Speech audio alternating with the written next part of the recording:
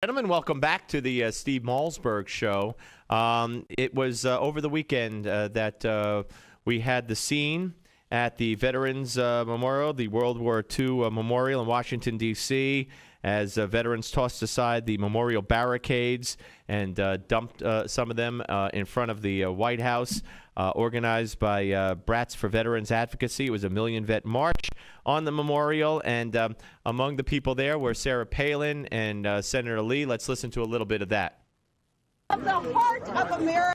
Thank you for being here today, because we, the people, are determined to show the United States military, our esteemed vets, that the size of the heart of America for our vets is immeasurable.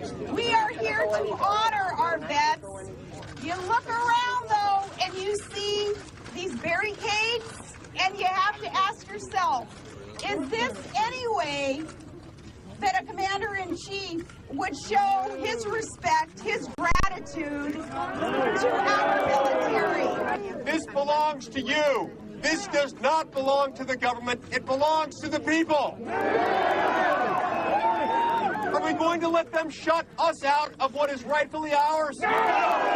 Will we surrender our freedom? Should we give our...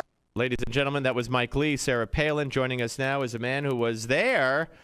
Chris Cox, owner of Cox Carvings, and a real patriot, a man who was not only there, but who has been doing some great work around various memorials, mowing the lawn and other things. Hey, Chris, how are you? I'm good. Thanks for having me on. Well, it's my pleasure. I'm glad we could work it out with the logistics and the cell phone and all that. First of all, you were there over the weekend? Yeah, I was there, and it was pretty exciting stuff. You were there over the weekend? Yeah, I was there, and it was pretty exciting stuff. We did from as far away as Seattle, Washington, helped me clean up trash for the day, and flew home. I had a family from Ohio that overheard it and drove all night long so they could teach their kids about activism, and several hundred people showed up, and it was a true militia moving through the memorial, cleaning up, sweeping up, and wiping up, and it was pretty inspiring. All right, well, talk about you, because you're very inspiring as well. You've been doing this for quite a while now, since the standoff, and you took a lawnmower to the National Mall and began cutting the grass in the areas between the Lincoln and the World War II memorials for one, correct? Yes, sir. Well, tell me how this all came about. Well, it was October 1st. I think it was the first day of the government shutdown, and on the news they started talking about how vulnerable our memorials were, and I was concerned. I threw my here in a holding pattern, if you will, in Washington, D.C. I threw my bike in the back of my truck, and I went there, and to my dismay, it was a ghost town, and anyone could have spray painted the Vietnam Memorial or the Korean Memorial, and it was unacceptable. And I just hung out the first 2 nights on my bicycle, kind of just patrolling with my fingers near my phone. I realized later that I could play a more valuable role as a janitor. When's the last time you heard the word valuable and janitor used in the same sentence? Well, no. Janitors are certainly very valuable. So you've been doing this. You've been doing this since then? I have. I've taken 1 day off as a result. My body was kind of shutting down on me. There are hundreds of cans to be emptied, and, every day there was something new to do. And so, we just stayed on it. At first it was lonely, and now I have more company that I know how to handle. And it's been an overwhelming response. I was at the rally, and I was actually given an opportunity to address the veterans. It was very inspiring, and probably one of the highlights of my life to talk to that many veterans, a hero at a memorial in Washington, D.C., especially the World War II.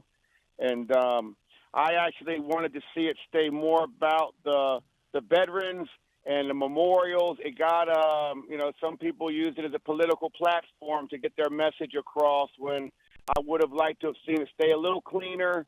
But you got to expect to have rebel rousers in any time you're in a public forum trying to get your word across.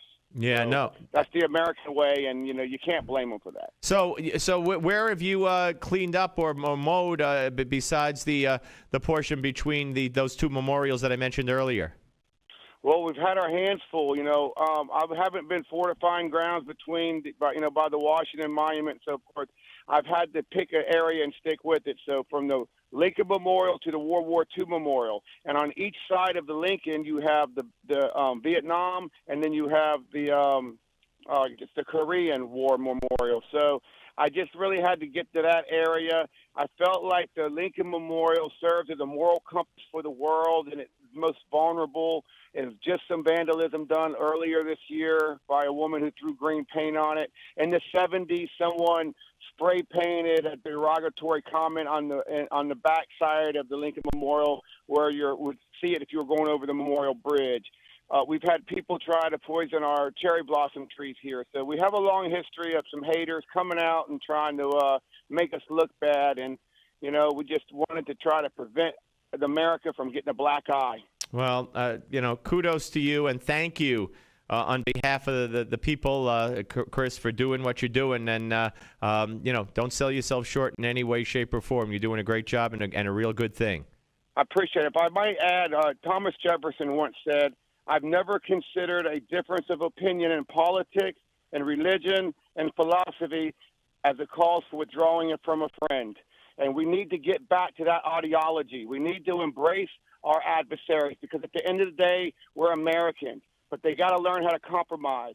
They got to get over this case of low self-esteem that they're all suffering with, and they get over those egos and get on with some agendas and make it happen, because only 4 out of 5 people aren't being affected right now by this government shutdown. Well, that still leaves a minority, and we're Americans, and we are the ones who rally behind the minority and try to make things equal. We all need an equal playing ground, and as Americans, it's our duty to see that we have that. All right, Thanks Chris. for having me on. Good job. My pleasure. Thank you. Chris Cox, ladies.